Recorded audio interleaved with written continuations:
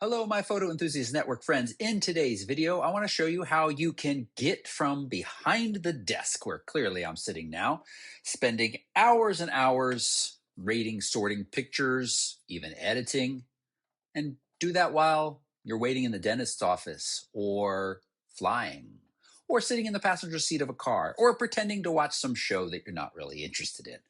That's how we're going to do it on an iPad. Let me show you.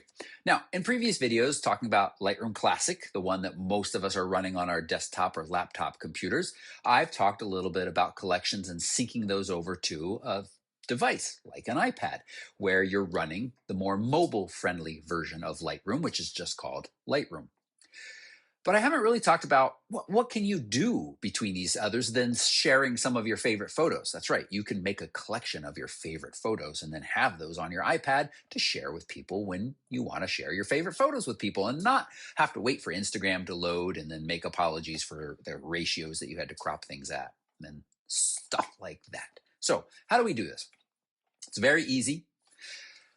You start in Lightroom Classic, and you go to the folder of photos that you would like to spend some time working through. Now, it doesn't have to be just one folder. It could be several, but do keep in mind that with very large numbers of photos, you may run out of some of your cloud storage space, because this does rely on that, or you may just have to wait a long time for that initial sync to happen. But generally, with today's internet, it works very well and very quickly. So let me show you. I've got a recent folder from some of my personal time in New Zealand called Toby on the Banks Peninsula, 273 photos. This is a folder where these photos exist on the hard drive. I'm going to right click on this folder, and I need to create a collection, because one of the things that you cannot do is take a whole folder as a folder and sync it over to your mobile device. It has to be a collection. Only collections can sync. But look how easy it is to create a collection. You right click and you say, create a collection for this name. Now, I've already done this, so you don't have to wait for the syncing, but for fun, we could just put a little 2 up there. The most important part of this, besides the name, which should make sense to you, and I would suggest you keep the name as the folder, is that you have checked sync with Lightroom. And it needs to be a full check, not a little line through it, which means a partial sync, which may be because you've already moved some photos into a collection. It gets complicated, but really just make sure that's checked. If you have other images to add from other locations, setting it as a target collection allows you to now use the keyboard shortcut B as in boy to make any image you find fly into this collection, which will automatically be synced to the cloud and down to your iPad. It's up to you whether or not you do that. So I'm going to hit create, and it tells me it's done that. I'm going to scroll down into my collections. I have quite a few. And down here, we've got Toby's Banks Peninsula Adventure. I have 2 of them now. And the most important thing to note is that you have the little sync icon sitting right there, letting you know that these are syncing.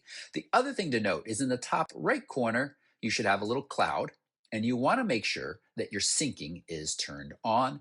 And this sync was instantaneous because Lightroom is smart enough. I've now sunk 273 pictures twice, but it knows they're all the same picture. So it's like, hey, those are already up there. So once you've sunk pictures, you don't have to wait for them. So let me just show you something real quick. If I say filter by flags, there are no images currently flagged in this collection. And you know what? Let me make this simpler. This is the 2 I just created here. I'm just going to remove this real quick. I'm going to delete this collection. It contains 273 photos. These photos are going to remain in your catalog and may still be referenced in other collections. I am going to leave these photos in all sync so they can still be available on other connected devices. So I'm going to say delete. So I just want that to be 1. Now, let's go to the iPad and see what's happening. All right, I'm going to open up Lightroom on the iPad. And here we have Toby's Banks Peninsula Adventure. Here are those 273 photos, all right here. What can I do with them? Well, the simplest thing I could do is start to go through and say whether or not this is an image that I want to keep around. We have the little star button right here, which brings up the stars and the flags down below. And so I could swipe through, I can zoom in, pinch to zoom, zoom back out. And let's say that I want to flag a few of these that I really like. So I'm just going to touch the little flag key. And I'm not going to make you watch me go through all of these different images, but I'm just going to go through here and pick a few more that I might want to flag. Every time I'm doing that, if you notice up here in the top corner, it does have a little sync information that lets you know, one, you're working on the Smart Preview, two, it is syncing these changes back up to the cloud. But you're not limited to just kind of going through and figuring out the keepers and the deleters. You can pull up an image.